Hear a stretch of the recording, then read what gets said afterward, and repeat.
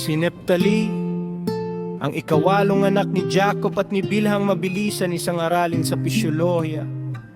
Ito ang kopya ng testamento ni Neftali na kanyang itinakda sa oras ng kanyang kamatayan sa ika-100 at 30 taon ng kanyang buhay. Nang ang kanyang mga anak ay nagkatipon sa ika-7 buwan, sa unang araw ng buwan, habang malusog pa rin, siya ay naghanda para sa kanila ng isang piging ng pagkain at alak.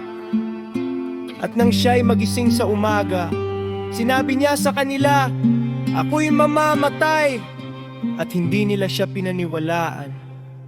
At habang niluluwalhati niya ang alahaya, abayahawa, siya'y lumakas at nagsabing pagkatapos ng piging kahapon ay dapat siyang mamatay.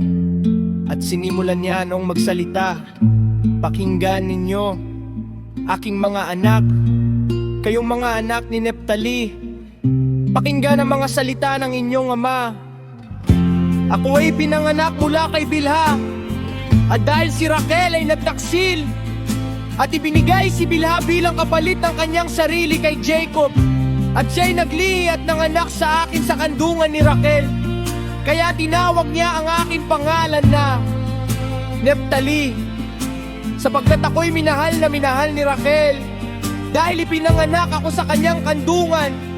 At noong ako'y musmos pa, lagi niya akong hinahalikan at sinasabi, naway magkaroon ako ng isang kapatid mong lalaki mula sa aking sariling sinapupunan na katulad mo.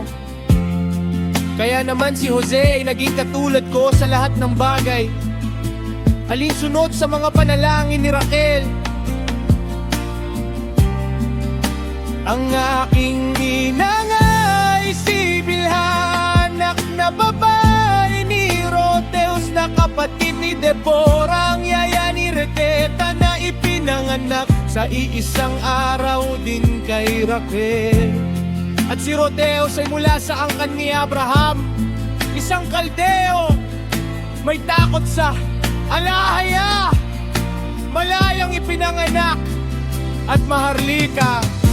At siya'y nabihag at pinili ni Laban, at ibinigay niya rito si Una na kanyang alilang babae upang maging asawa.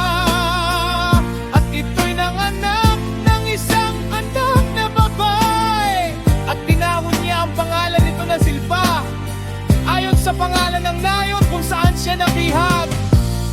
At sumunod na ipinanganak nito si Bilha na sinasabi, ang aking anak na babae nagmamadali sa kung ano ang bago, sa pagdakad siya ay ipinanganak ay hinawakan niya ang suso